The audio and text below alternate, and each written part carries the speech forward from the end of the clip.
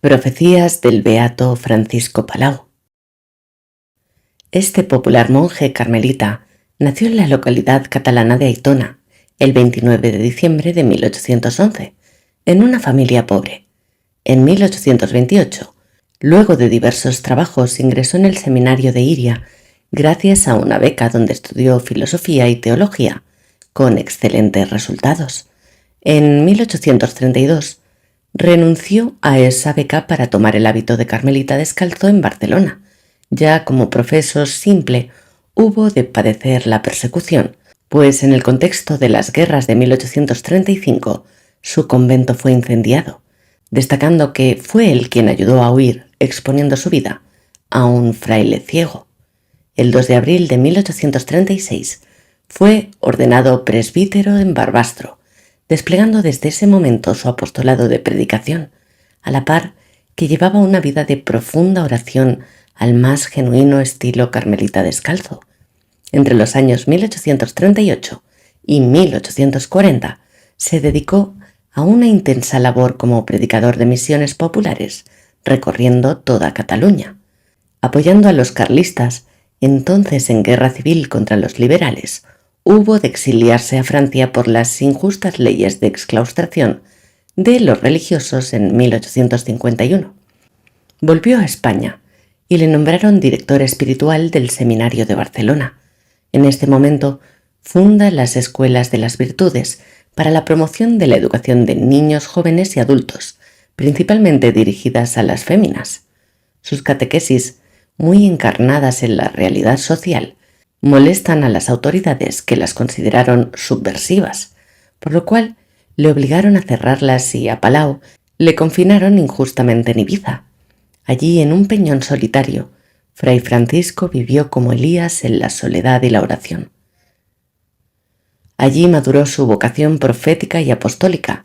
Allí experimentó el misterio de Cristo y la Iglesia, esa unión esponsal de Cristo y la Iglesia que el padre Palau encarna en su propia vida, es el centro y origen de toda su obra fundacional y apostólica. Sin su mística profunda no se entiende su febril vida activa. En 1860 funda las Carmelitas Misioneras, una congregación para la enseñanza y la caridad con los enfermos. Para ello contó con la ayuda inestimable de su sobrina nieta, Santa Teresa de Jesús Jornet, la cual poseía título de maestra que era reglamentario para fundar un colegio. El padre Palau vivió tiempos parecidos a los nuestros, donde un mundo y una España que se proclamaban libres y liberales fundamentaban esa libertad en la persecución a todo lo anterior, entre ellos a la Iglesia. Si bien se quería desterrar el fanatismo y la ignorancia, se perseguía a aquella que había contribuido como nadie a la educación y la cultura desde siglos atrás, la Iglesia. Palau se enfrentó a la persecución, la predicación, la catequesis a los adultos, las misiones y los ejercicios espirituales para los seglares. Escribe, hace apología, visita, redacta artículos de opinión y, sobre todo, ora. Él se disciplina, ayuna, vive pobremente y Dios está presente en él, pues no faltan los milagros y exorcismos que realiza, por los cuales también es acusado de fanático loco y oscurantista. Incluso por miembros de la Iglesia contagiados del malentendido liberalismo. En el Concilio Vaticano I presentó alegaciones sobre la necesidad del exorcista en la Iglesia y el apremio de la formación total del clero para ello. Incluso proyectaba la fundación de una congregación religiosa de sacerdotes dedicados a los exorcismos. Como buen carmelita, no dejó nunca de promover la devoción a la Santísima Virgen bajo el título de las virtudes, predicando sobre las gracias divinas y virtudes de la Santísima Virgen. A esta advocación construyó un santuario en Ibiza. El místico Francisco Palau falleció el 20 de marzo de 1872 en Tarragona, después de tan fructífera vida apostólica y orante, siendo socorrido por algunas de sus hijas e hijos espirituales.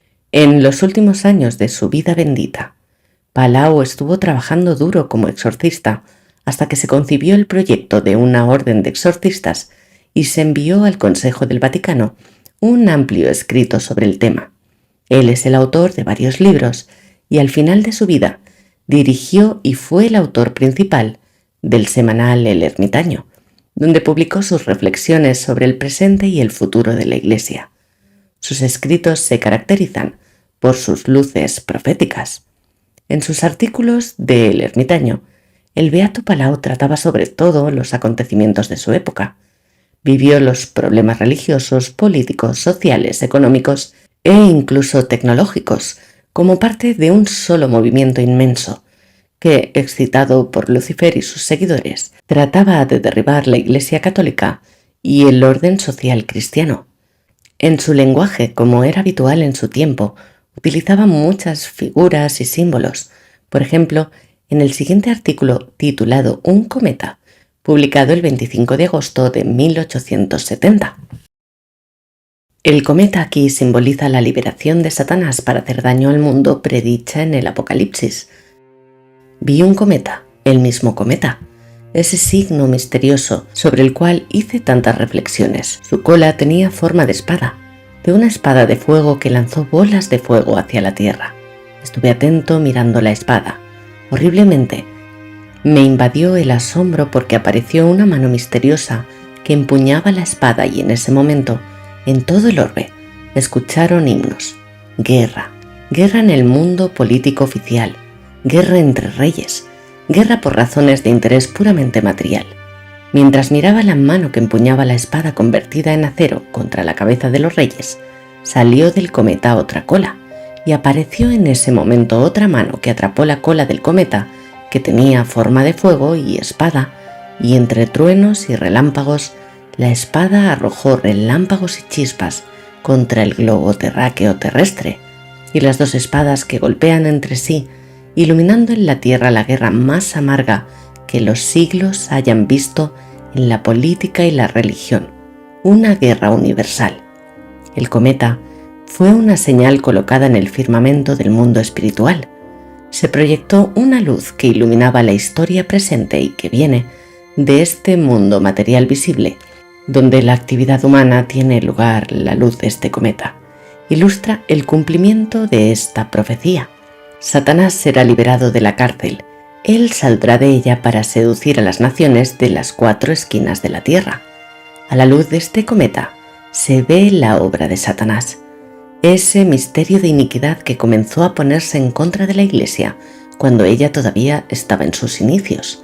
Satanás sedujo a todos los reyes y a todos los príncipes de la tierra, volvió sus espadas y cetros contra la Iglesia. Esta es su obra. El cometa muestra 2 manos y las 2 empuñan una espada. Las 2 van en contra de Cristo y su Iglesia y anuncian una guerra igual a la de los primeros siglos, sin embargo más horrible. Satanás desató la consumación de su maldad porque obtuvo en este pedido material la apostasía de todos los reyes y gobiernos. Yo, el ermitaño, al darme cuenta de este hecho, tomé 2 piezas de madera, hice una cruz y escribí en ella: ¿Quién como Dios? El cometa significa y revela el desencadenamiento del diablo y, en consecuencia, la apostasía predicha por el apóstol, un reino de oscuridad y maldad, un tiempo de incredulidad y error. El cometa señalará el anatema, la maldición, la muerte, la guerra y anarquía social, días de luto y llanto. Y cuando el ermitaño vio este signo, es decir, el diablo desencadenado, te dije y siempre te diré lo mismo: seguro que el tiempo confirmará la verdad de estos hechos. En su tiempo, la exclaustración de los religiosos con pocos sacerdotes por el progresivo envejecimiento, ya que no se podían ordenar de nuevo la mayor parte de las diócesis sin obispos, y además el trauma que significó que los eclesiásticos tomaran las armas, dejó a la Iglesia en España exhausta, sin capacidad de reacción para sobreponerse a las circunstancias. El beato Francisco Palau, que vivió trágicamente estas vicisitudes, escribió que el cuerpo de la Iglesia de España estaba devorado por un cáncer espantoso, que solo un milagro de la omnipotencia lo podría curar. Toda medicina humana se hacía inútil. Solo la mano de Dios podía curar sus llagas, y para que las curase era necesario que se lo pidieran.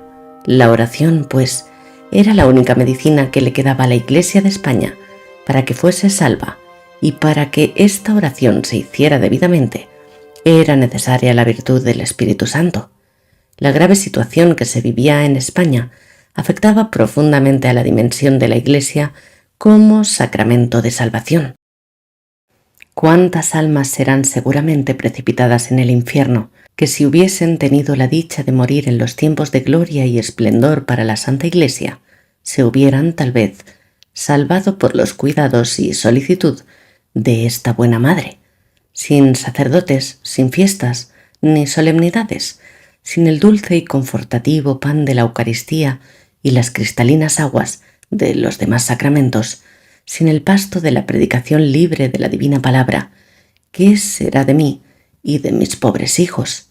Además, para el colmo de mi aflicción, se ha esparcido un rumor melancólico, una voz triste. Repiten mis hijos estimados, que perdida toda esperanza, ya dicen no hay remedio para nuestra madre. Está ya abandonada de Dios. España, no pensemos ya más en ella, nuestra patria. Ya es presa del demonio. Dejémosla y vámonos a otras naciones. Hijos míos, vuelvo a decir, la medicina para curar mis males en vuestra mano está. Como otro libro de lamentaciones, pondrá en boca de la Iglesia el mar de lágrimas en que veo anegada en España a mi desconsolada madre la Iglesia, las profundas llagas que se abren en su seno, la impiedad, los peligros en que veo el medio único que le queda para ser salva, que es la oración y el sacrificio, el extraño olvido en que no pocos de sus hijos están de aplicarle esta medicina única, la falta de instrucción sobre la necesidad, utilidad, obligación y el modo de hacerse la oración por la salvación de la Iglesia. El padre Palau no se dejó vencer por el fatalismo o la resignación, como sucedió en muchos de sus contemporáneos. Para él la Iglesia era algo trascendental. Los estragos que sufre en el suelo patrio producen en su espíritu una sensación dolorosa. La proyección apostólica de la oración brota espontáneamente de su vocación carmelitana teresiana. Él veía que el único remedio era implorar constantemente la ayuda de Dios con una oración perseverante y confiada, además de vivir el Evangelio con radicalidad. Oraba por la Iglesia en España, como un hijo ora por su madre, que está enferma de muerte, y solo la oración la puede curar y sanar. Profecía sobre el enviado de Dios. Antes que se levante otro rey católico, Dios dirá a un hombre lo que dijo a Moisés: ahí tienes una vara, en ella ostenta a todas las naciones mi existencia y mi potencia. A este hombre serán entregados a discreción los demonios para ser arrojados del cuerpo de la sociedad actual, del cuerpo de las naciones. A este hombre obedecerán tierra, infierno y cielos, los elementos y la naturaleza entera. Este hombre estará en pie firme ante las potencias horrendas, ante esos reyes con los que ahora Pío IX tiene que transigir, y en ese hombre terminará el sistema de las transacciones. Este hombre, el más extraordinario que hayan visto los siglos, tendrá el poder de herir la tierra con plagas. Este hombre es escogido por la reina del Monte Carmelo como el general en jefe de todos los ejércitos de Dios, y este hombre está a las órdenes de su reina, escondido en el Monte Santo y preparado para el día y hora en que Dios ha marcado su misión. Y por este hombre, la reina del Carmelo restituirá a su orden la sociedad humana. ¿Cuándo vendrá? Cuando nadie lo crea, cuando todas las naciones hayan consumado en la persona de sus reyes la apostasía de la fe, cuando veas al diablo gloriarse en su triunfo resistiendo al poder de los católicos, cuando el diablo llegue al extremo de presentarse al frente de todos los reyes de la tierra, dando en guerra contra Dios, bajo su lema propio, revolución, cuando vosotros, los encargados de arrojarle al abismo, seáis impotentes para vencerle por causa de vuestra incredulidad, entonces aparecerá al mundo este hombre para anunciarle su fin. Sí, el venturoso podrá restituir el mundo, pero será despreciado y horriblemente perseguido de los mismos católicos, porque son estos los que han perdido al mundo por su incredulidad. No se conoce otro restaurador que él. Sí, viene la restauración verdadera, que consiste en la conversión a Dios de todas las naciones y de sus reyes. El restaurador no puede ser un rey, sino un apóstol, y este apóstol será Elías, el Elías prometido, sea cual fuere el nombre que se le dé, llámese Juan, Moisés o Pedro, el nombre importa poco. Mirando hacia el futuro, el beato Palau identificó 4 grandes ofensivas sucesivas históricas cometidas por el infierno en contra de la Iglesia y la civilización cristiana, con el fin de erradicar los efectos de la bendita redención. La primera consistió en el Islam. A través de ella, el enemigo de la humanidad logró arrebatarle la Iglesia de Tierra Santa y enormes sectores cristianizados de Asia y África. Esta ofensiva continúa, pero como no puedo contemplar su objetivo en la historia a través de ello, el diablo desencadenó una ofensiva diversa. La segunda gran ofensiva fueron las escisiones, en su mayoría griegas. Entonces vino el tercer gran asalto infernal. La punta de lanza fue el protestantismo, que arrasó en su revuelta la mayoría del norte de Europa y sectores importantes de Europa central. Sin embargo, las naciones católicas como Francia, Italia, España, Austria y otros resistieron. La ofensiva final comenzó con la Revolución Francesa de 1789, que es una rama del protestantismo en el orden político y social. Esta revolución tuvo como hijo al malogrado movimiento social comunista que a su vez preparará el caos final, que es el entorno en el que se manifestará el anticristo. Sus predicciones relacionadas con la actualidad son increíblemente detalladas y completas, resultado de largos estudios de autores sagrados, doctores y grandes teólogos de la Iglesia, bendecido a través de los futuros acontecimientos históricos inmediatos que se desarrollan de acuerdo a una secuencia de hechos. Primero, la marcha del mundo hacia la disolución social y el establecimiento de un orden anticatólico como el resultado de una antirrevolución cristiana. Segundo, la denuncia de esta revolución por un enviado de Dios y sus discípulos, seguido por justo castigo divino de la iniquidad.